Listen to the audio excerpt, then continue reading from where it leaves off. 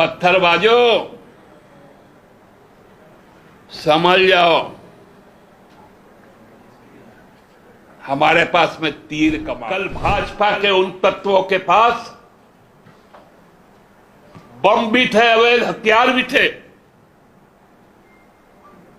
और पत्थर भी थे, और बोतल भी था। लाठी खा के हॉस्पिटल में तक एडमिट हुए।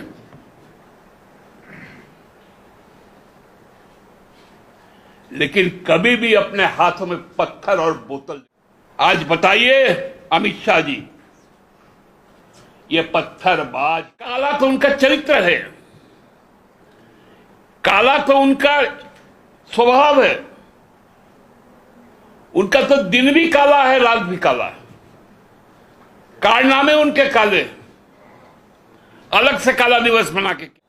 ऐसे राजनीतिक अपराध करने वालों का हश्र 2024 में क्या होगा? धुरवा इलाके में 2 हाट लगा था। हम सबको जानते हैं कि शालीमार बाजार जो है वो साप्ताहिक हाट है,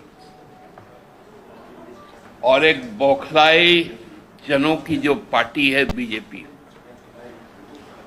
उनका भी एक राजनीतिक हाट लगा था, वो प्रभात तारा मैदान। दोनों की को लगता है कि 2 किलोमीटर के लगभग का फर्क था, लेकिन दोनों का चरित्र लगभग एक होते हुए भी कुछ बातों में अलग थे। मतलब बाजार में जो कोलाहल होता है,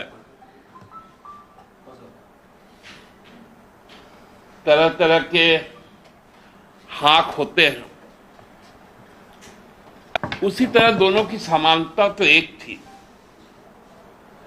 लेकिन चरित्र अलग था।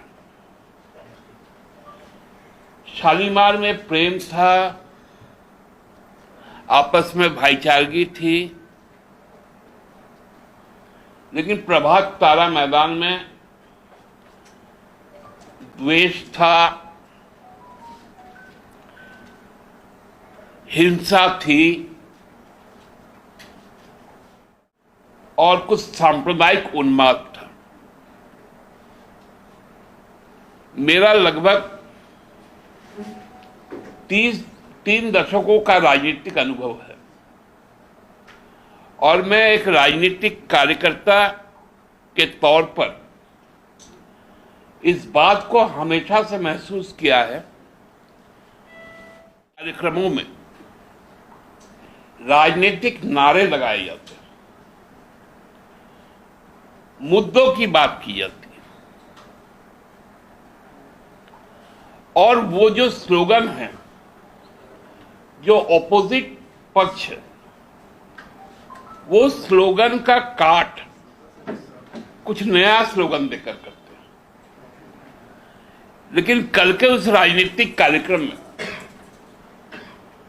राजनीतिक नारे नहीं थे,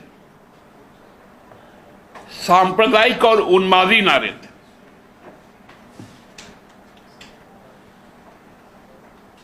जातीय विद्वेष के नारे थे, सामाजिक सौहार्द को बिगाड़ने वाले नारे थे।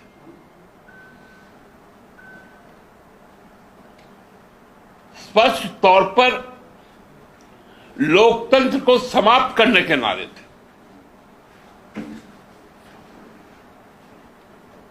राज्य के प्रथम मुख्यमंत्री बाबूलाल जी मरांडी, प्रदेश के अध्यक्ष भारतीय जनता पार्टी के और सांसद दीपक प्रकाश जी, भाजपा के अनेक सांसद, चुने हुए विधानसभा के प्रतिनिधि, सबका वहां पर एकजुटता था। लेकिन उसमें एक व्यक्ति ऐसा था जो कल सीधा लोकतंत्र को प्रहार किया,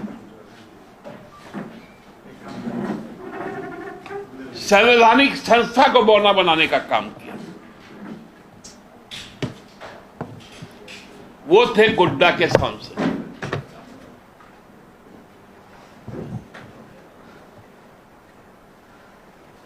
वो सीधा सीधी धमकी देने का काम किया, या यूं कहिए कि इस देश के जो लोकतांत्रिक ढांचा है, जो संवैधानिक ढांचा है, उसको चुनौती देने का काम किया। उन्होंने मंच से इस बात को कहा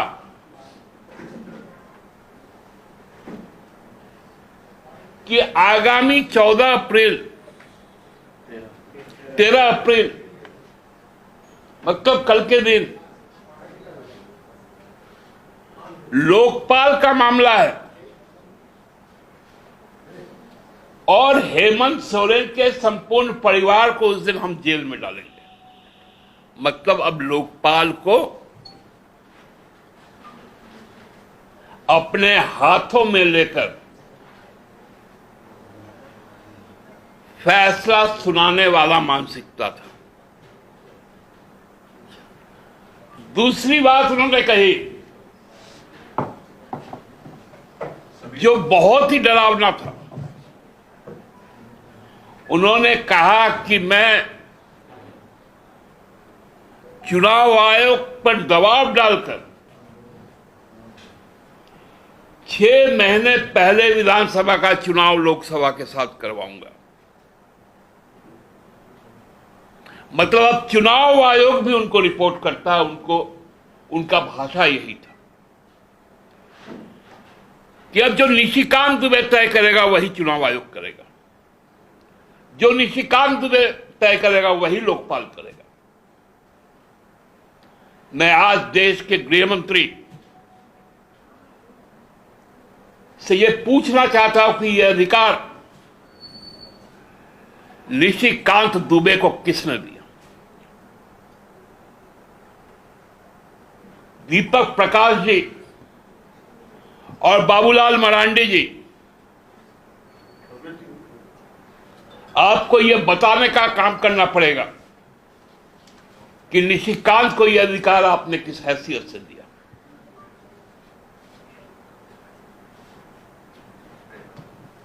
या तो आप माफी मांगिए, नहीं तो आपको हम कानून के तहत आपको घसीटने का काम करेंगे।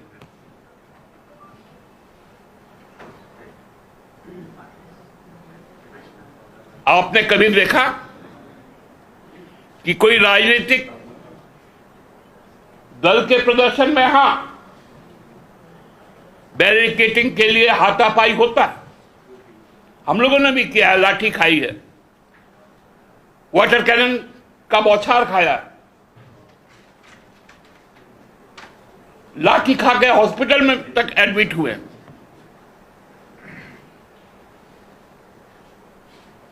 लेकिन कभी भी अपने हाथों में पत्थर और बोतल लेके नहीं चले।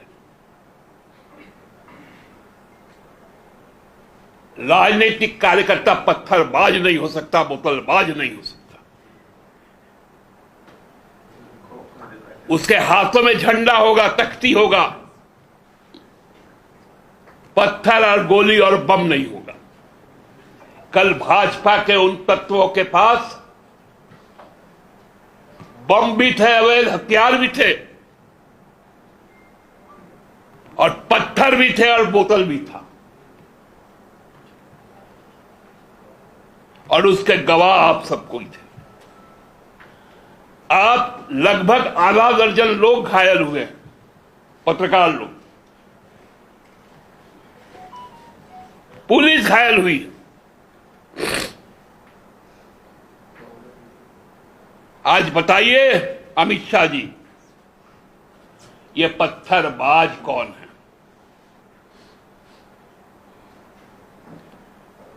ये टुकड़े टुकड़े गैंग में आने वाले लोग कौन है?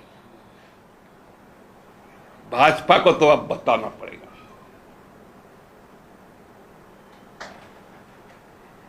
कहां से आए थे पत्थर?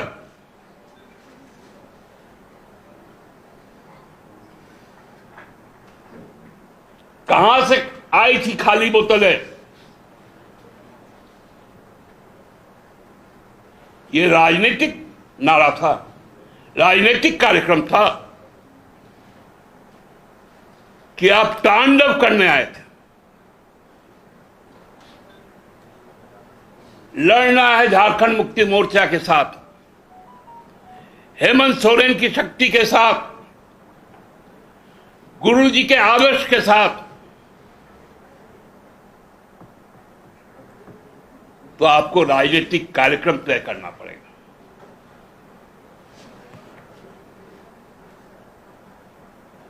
क्या भाषा का प्रयोग किया गया? पूरे खानदान को जेल भेज देंगे।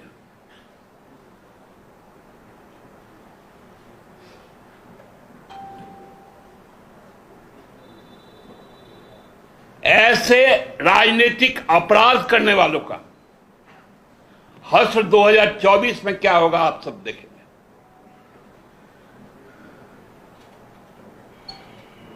और आज बोलते हैं हम मौन रहेंगे। काला तो उनका चरित्र है, काला तो उनका स्वभाव है। उनका तो दिन भी काला है, रात भी काला है। कारनामे उनके काले, अलग से काला दिवस मना के क्या करेंगे?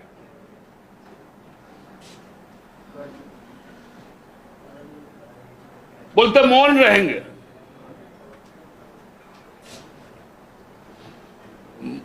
पत्थर चला के मौन रहना। कल कौन सा नारा लगा था, आप लोगों ने सुना था ना?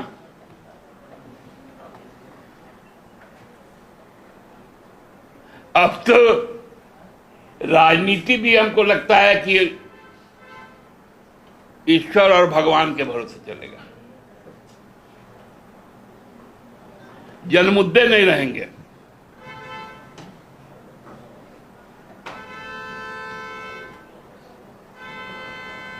हमने कहा था कि शालीमार से ज्यादा की भीड़ वहां नहीं जुटेगी, जो साबित हुई। हमने तो कहा था कि गोड्डा से जो सीटिंग कैपेसिटी है 2000 समथिंग का, शायद उतना लोग आएंगे, लेकिन उसका भी एक चौथाई आया 500 के लगभग। और कल के जुटान से आज दुगना जुटान सतरंजी में जो हाट है वहां लगा हुआ है। अब भारतीय जनता पार्टी का आंदोलन हाट हटिया के बराबर का रह गया, बाजार और टोला के बराबर का रह गया। हाँ, उपद्रवियों का तांडव के लिए अब अगले दिन से हम लोगों को तैयार होना पड़ेगा।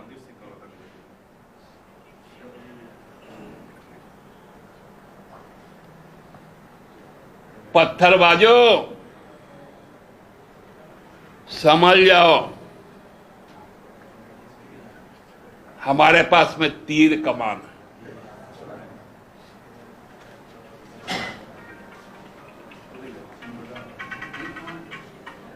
ये गुलेल चलाना बंद करो।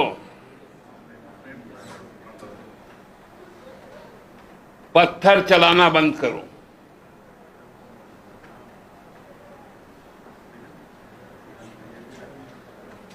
कल के घटना ने राजनीतिक और लोकतांत्रिक जो ढांचा है उसको शर्मसार करने का काम किया।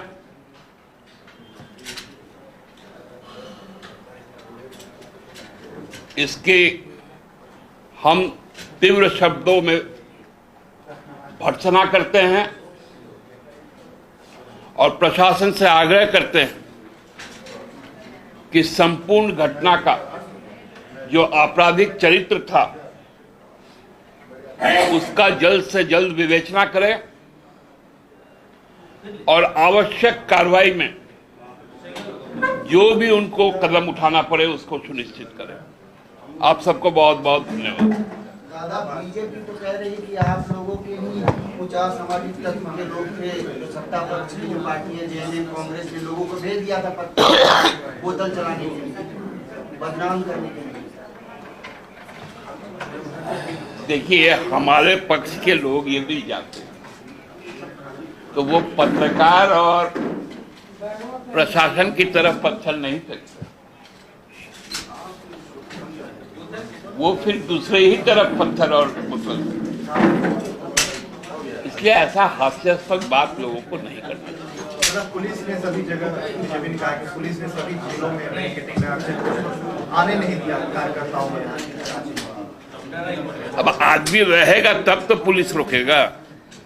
ये आपको पहले से कैसे पता था कि आपने कब आना है? हम इनकी राजनीतिक क्षमता को जानते हैं ना।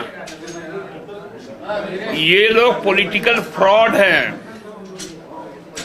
फर्जी लोगों का जमावड़ा है। मैंने कहा ये बदहवास जनों की पार्टी है, बदजुबानों की पार्टी है।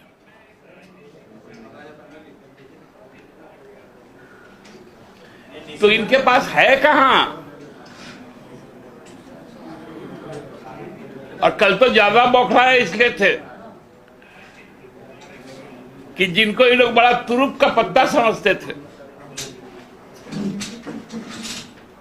बोलते थे कि राजनीतिक इक्का है हम लोगों के लिए,